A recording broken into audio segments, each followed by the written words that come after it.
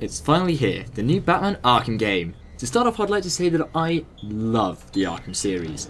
And to be honest, I love Batman as a character. From games to comics, merchandise, there's just something about the character that I just can't get enough of. Maybe it's that rockin' body if you know what I mean. Just so you're all aware, I'm only doing a review on the full single-player campaign. I may do a multiplayer in another video, but for now it's just the main story. As this is the case, I may touch upon what some people might consider to be spoilers, but obviously I'll try my best not to. This time you're a much younger Batman than we saw in the previous games. You chase Black Mask through Black Gate, and he eventually escapes, leaving you to face Killer Croc. It's after defeating Killer Croc that you learn of the assassins hired to kill you. This time the character is a little more obscure. There are still the iconic villains that everyone will recognise, like Bane, Penguin, Joker, but there's also lesser known ones like Firefly, Copperhead and Lady Shiva.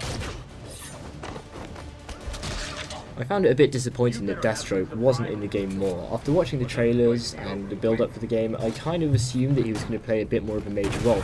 Unfortunately, you only get to have one fight with him. Only to have him pop up later in the game, which makes me think that maybe you're going to have another confrontation with him, which would have been great. Unfortunately, there's no payoff. Who knows, maybe for the expansion, it was just a shame that they had such a build up and nothing really came out of it. The amount of villains actually becomes a bit of an issue later in the game. There are so many of them lining up to take you on that most of the fights or all of the build-up is over too soon before you can really get into it properly. Two of them are reduced to side missions, another one's reduced to a joke. I did find the joke pretty funny, and you'll know what I'm talking about when you get there. It becomes clear early on just how close Splash Damage was working with Rocksteady on this one.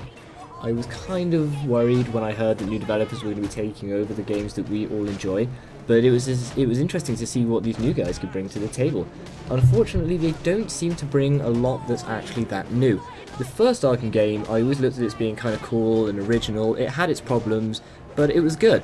Then the second one came out and it expanded and enhanced the first one. It added new things, it was a bigger map.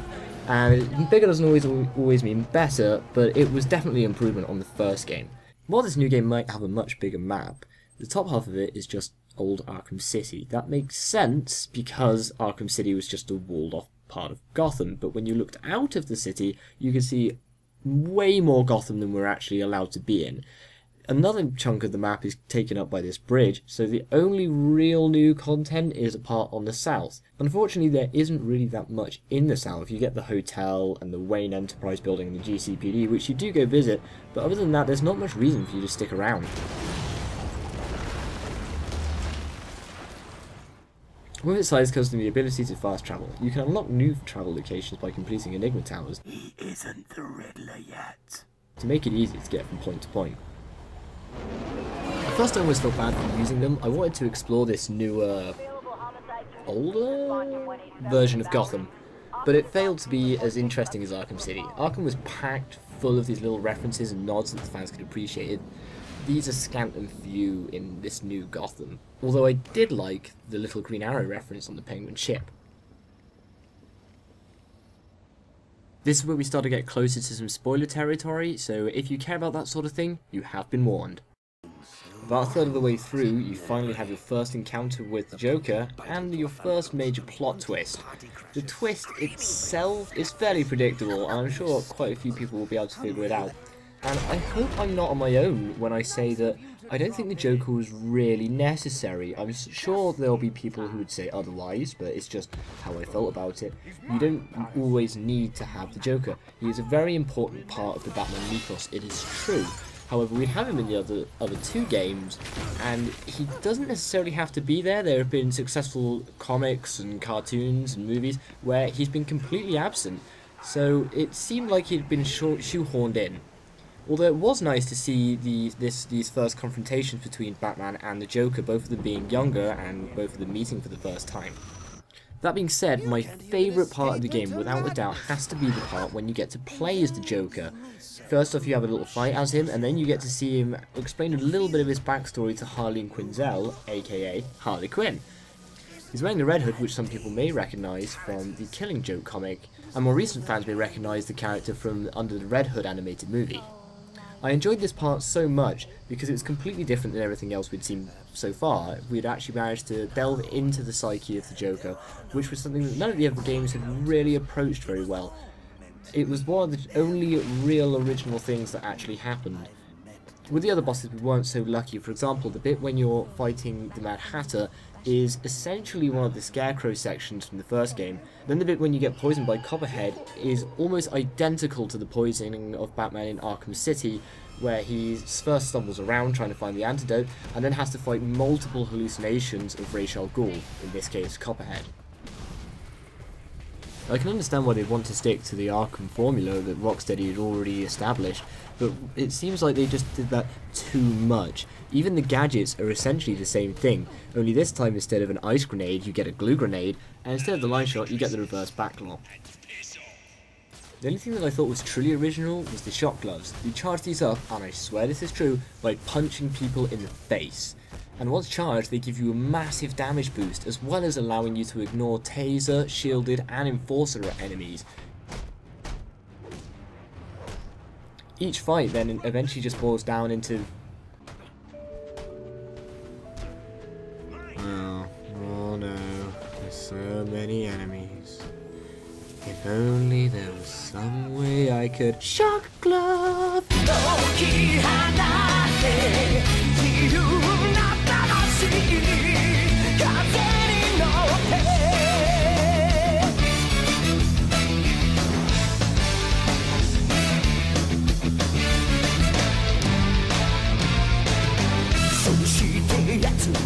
Well, you get the idea.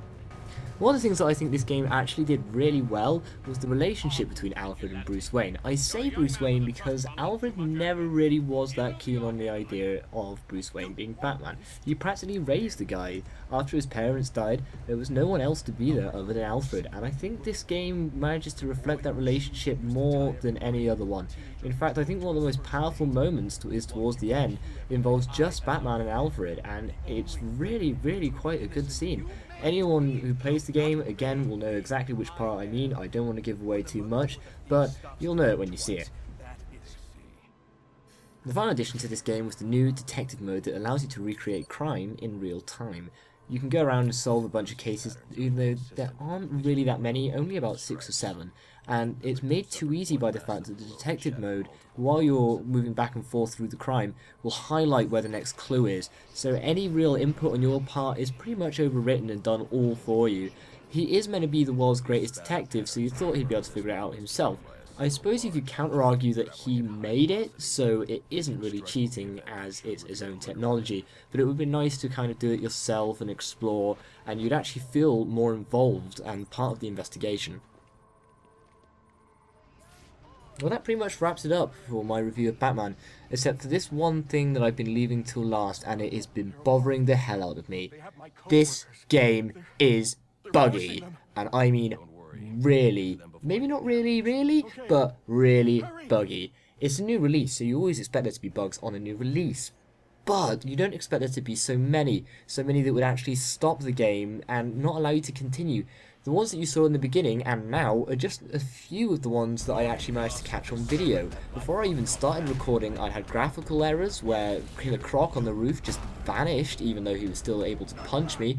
I had one where the door to exit the Penguin ship just completely refused to open, although I could still hear the sound of the door opening. And most famously, the one that most people seem to be encountering is the one in the Burnley Tower where you can't climb into the vent. I mean, just look at this.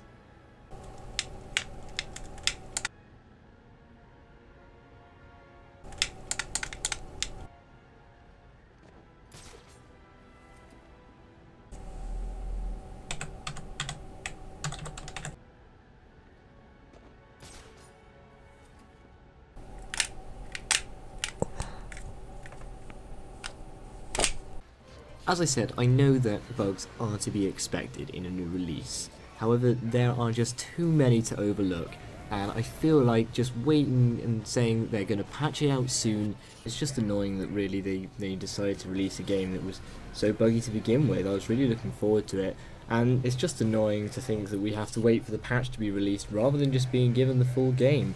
The last fight that you get into with Bane could always be considered the final boss fight, and it more reminds me of the fight with Mr. Freeze in Arkham City, though not as well executed. I suppose that you could call the final confrontation with the Joker the actual boss fight, but I don't like to think of it like that because, and I'm sorry to tell you this everybody, it's a QuickTime event, which I don't really understand considering how much hatred there's been for QuickTime events in these type of games recently. I don't know what made them decide to take this road, but whatever it was, I don't think it was a very good idea. It's just pretty anticlimactic for what you really would expect to be a good fight. I get that it's with the Joker, so I'm glad they didn't go the same route as the original Arkham game, but still, it could have been something a bit better.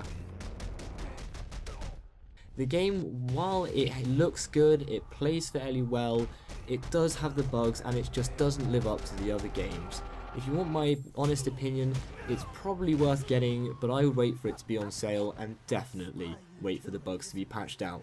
I've been Morgan, this has been my review of Batman Arkham Origins, thanks for watching.